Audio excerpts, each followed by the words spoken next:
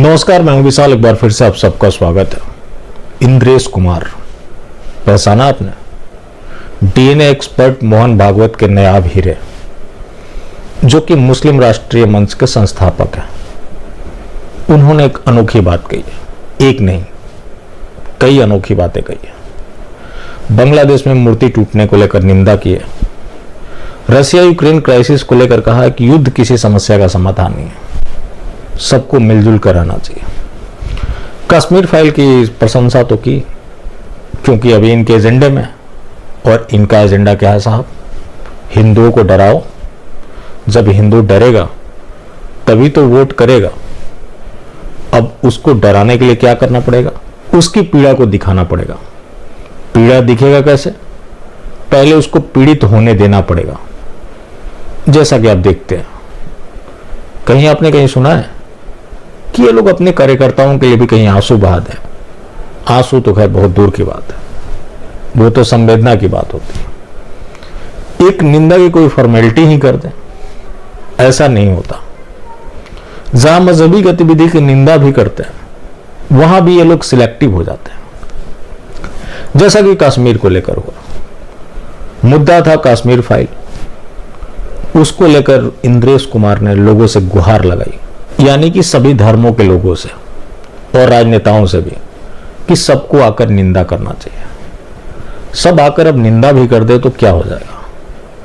उनके वो दिन वापस लौट जाएंगे या फिर सरकार को कुछ करना पड़ेगा?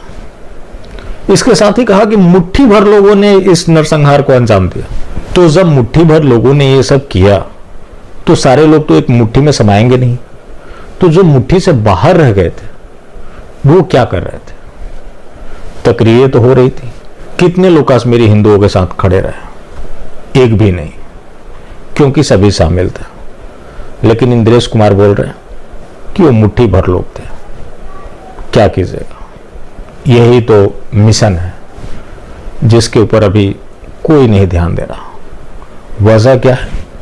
संघ की रणनीति को समझना हम लोगों की बस की बात नहीं है। इसके साथ ही इन्होंने कहा कि उस घटना को लेकर नफरत फैलाया जा रहा है, उसका संघ निंदा करता है। मतलब जो वहां हुआ वो सब अमनो अमान के तहत किया गया, भाईचारे के तहत किया गया, प्यार मोहब्बत के तहत किया गया। जो लोग उस घटना का जिक्र कर रहे हैं वो नफरत फैला रहे हैं और उसका ये लोग निंदा करते हैं। लेकिन जब षड्यंत्र आरएसएस का इतना बड़ा है तो ये सब छोटी छोटी बातें हैं।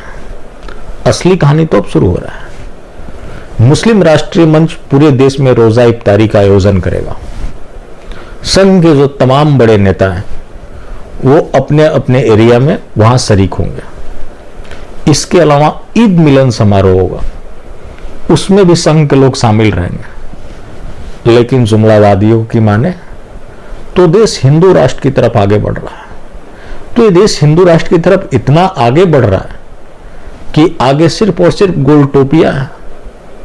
जब ये लोग आज इस स्थिति में पहुंच गए, जब इनकी हर जगह सरकार है, देश और प्रदेश में कई जगह इनकी सरकारें हैं, कई जगह वार्ड कमिश्नर भी बीजेपी के मिल जाएंगे, लेकिन ये सब लोग रोजा इफ्तारी करेंगे, तो कल इनको आधिकारिक तौर पर गोल टोपी धारण करना पड़ जाए तो इसमें किसी के लिए क्या आश्चर्य की बात होगी?